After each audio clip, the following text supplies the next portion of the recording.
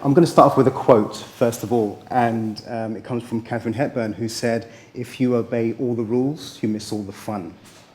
And that really has driven much of my own creativity. For those of you who are probably wondering, and for those of you who are at the back that can't see, I'm wearing a kilt.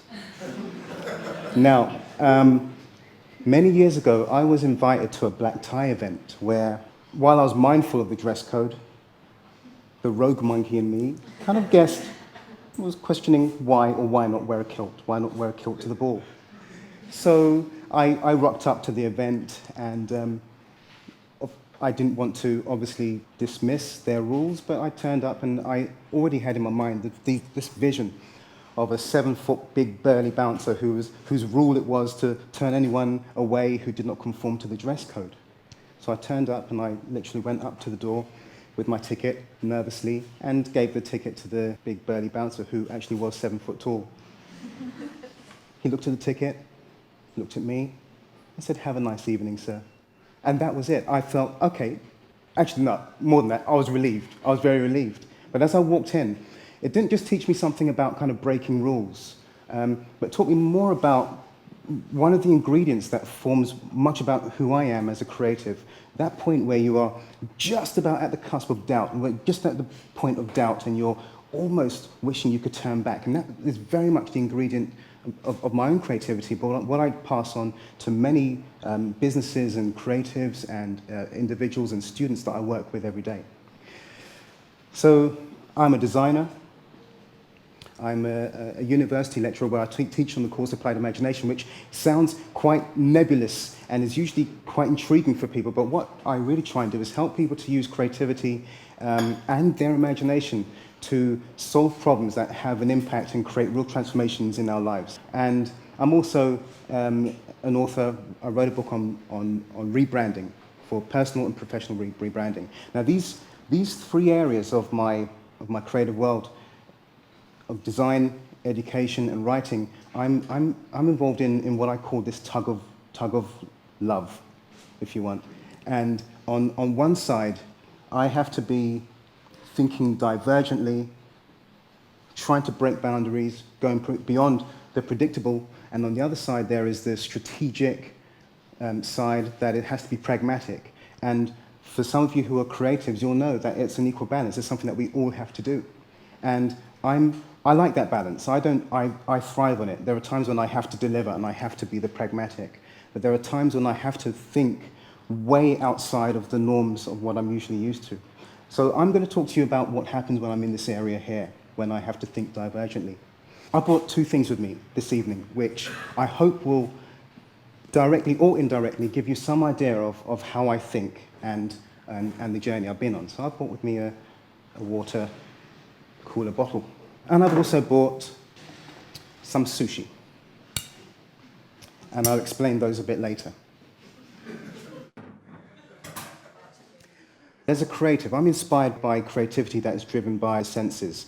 I'm inspired by chefs, creators like Heston Blumenthal, for instance, who give us an assault of our senses with multi-sensory cuisine and food pairing. Or even Ernest Beaux, who, for instance, in 1920, searched the world for fragrances, to one of which became Chanel No. 5. So this is kind of creativity driven by the senses, and that really inspires me as an individual. But for me, a starting point in any kind of creative process starts with what I would call common sense, and I talk about common sense in the way that I explore it through just being in touch with the senses that I'm familiar with. And that's a starting point for trying to address any problem.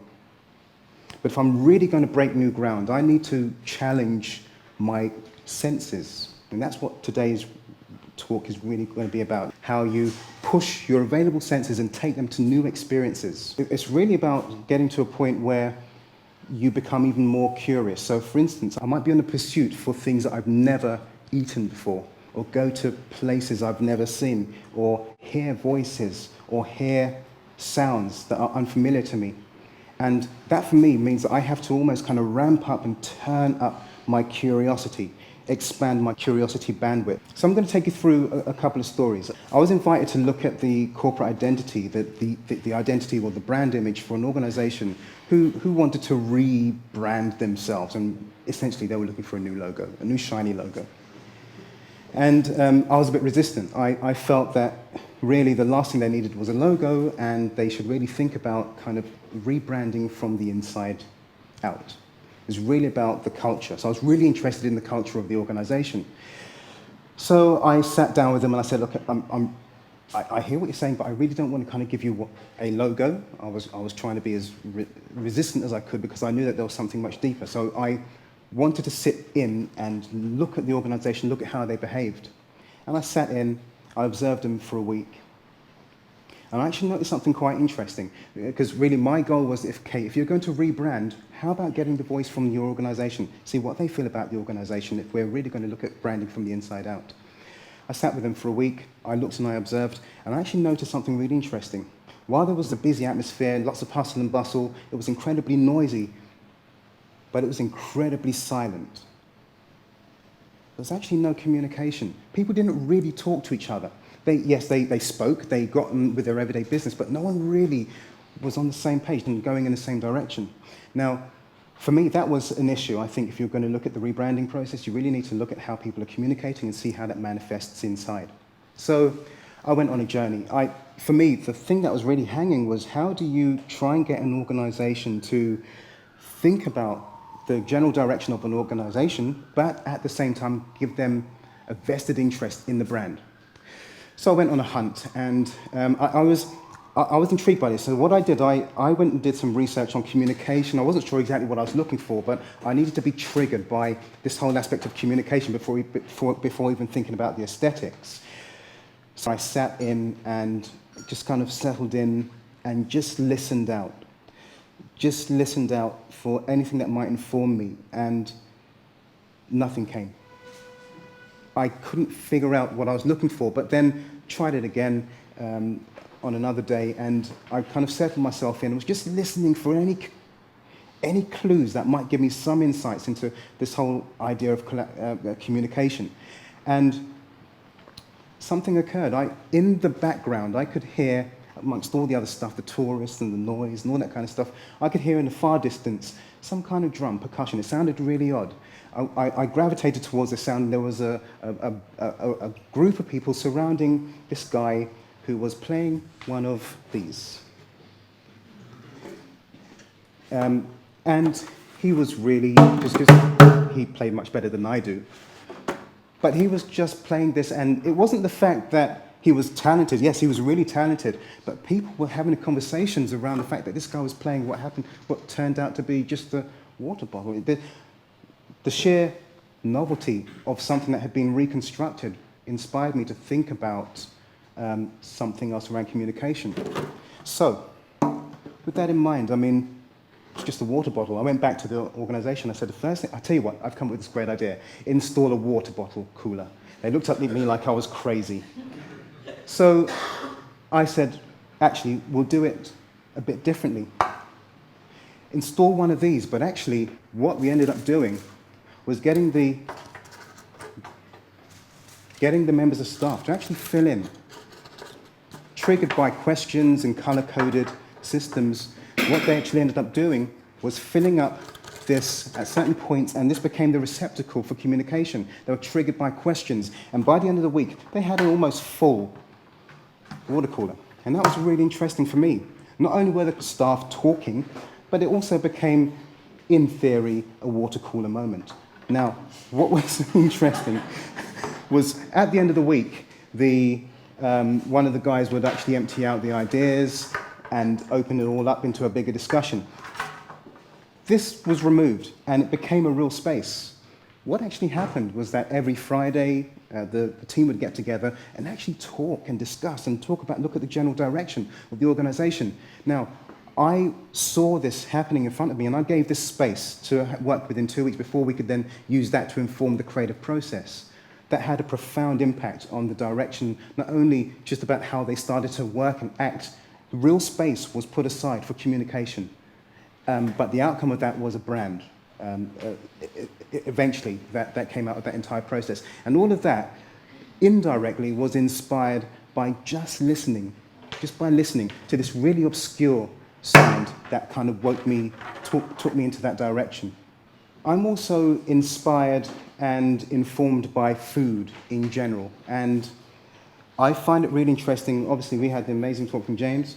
I'm inspired by nouvelle cuisine, by the interesting shapes and aromas, I guess, of nouvelle cuisine and its artistry. I love sushi. I love its taste, I love its shape, I love its form, I love its artistry, I love the way it's all designed. For me, this is almost art on a plate. I also love wasabi. Now, I can tell you that one of my first encounters with wasabi was not great. During a client meeting, I took the mistake of actually eating quite a large chunk of the wasabi. I won't do it now. But at that moment in time, apart from it being a really painful process, it taught me quite a lot about the whole idea of less being more. Now, that moment and other things, that as well as kind of eating too much wasabi, taught me a lot about kind of the creative process. And actually, I'm inspired. Actually, it's interesting that a little under 10 years ago, a small startup at the time got us to rearrange and rechannel and reorder how we communicate in under 140 characters. Before that, we were just waffling by email. And that was really interesting that an organization could do that. So this whole idea of less being more has really inspired me. Now, another example, I was working with a fashion brand who wanted me to look at visual identity, but they were also looking to increase, actually double their social media following. They had tens of thousands of followers. And what was really interesting for me, although I wasn't looking at the social media and I wasn't involved in the team that were going to be looking at the social media itself, I did some analysis and I was looking at really how connected they were with their audience, with their customers. And when I was doing some research, I actually found out that on average, despite tens of thousands of followers, their general response times, the average response times to customers was in the region of about 48 hours for email customer service replies. That's a lifetime to try and get back to anyone. And social media, with Twitter, they were getting back to their customers in around 4 hours. In social media, that's a lifetime. So I questioned really whether they should be looking at decreasing that. Again, this whole idea of sushi-inspired, less is more. I looked at how they could start reducing that. And with the work of their social media team, they started to work together to decrease that whole deficit.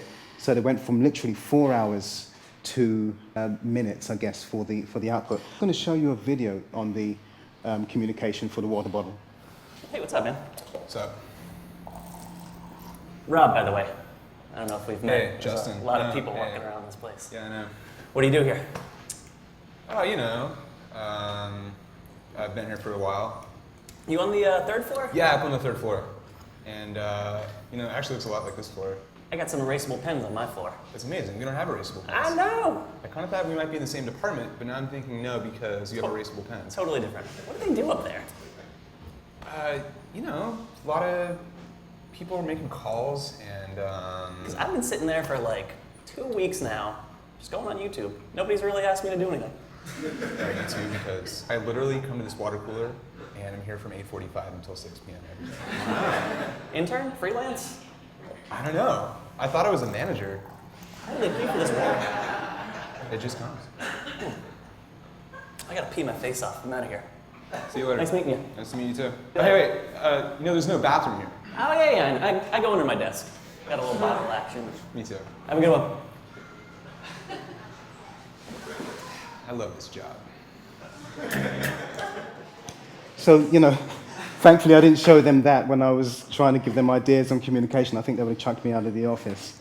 Now, just going back to my creative process, what I think is also useful in times is when I, thinking about my senses, I look at looking at things that I can do to actually take away particular senses. So for instance, if we're looking at a visual identity, we'll probably question, okay, does it necessarily have to be visual? I know that's going to throw some of you, but does it have to be visual? If we're looking at an identity, can it be created through smell? Can you actually smell a brand?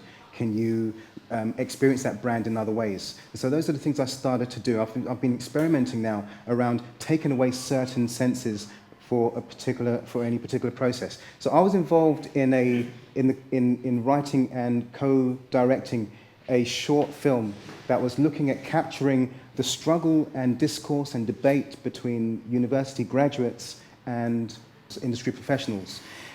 But I questioned, what would that look like if you started to look at how communication is really communicated without the voice? So my starting point was to really look at things such as silent movies, or mime, or even sign language, and to see how potent they are in communicating narrative, but to really see how a message is conveyed.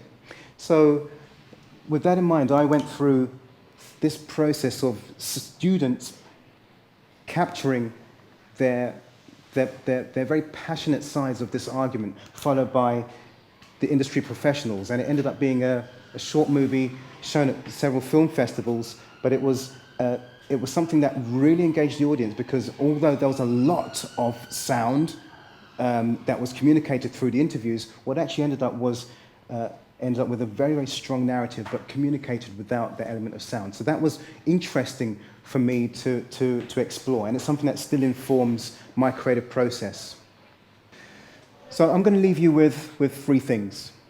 Firstly, when you're trying to solve a problem, find that space that you feel is appropriate for you to start challenging those senses. And that could be through new textures, or through new tastes, new foods, or things that we've never heard before. So challenge yourselves to do that as well. Every now and then, take your senses on an adventure. Number two, also think about possibly taking away a sense, as we did with the short film. If you're in a position where you're able to do that, look at how you can push past and get into that divergent thinking. Okay? And the third thing I'll leave you today is eat wasabi responsibly. Thank you.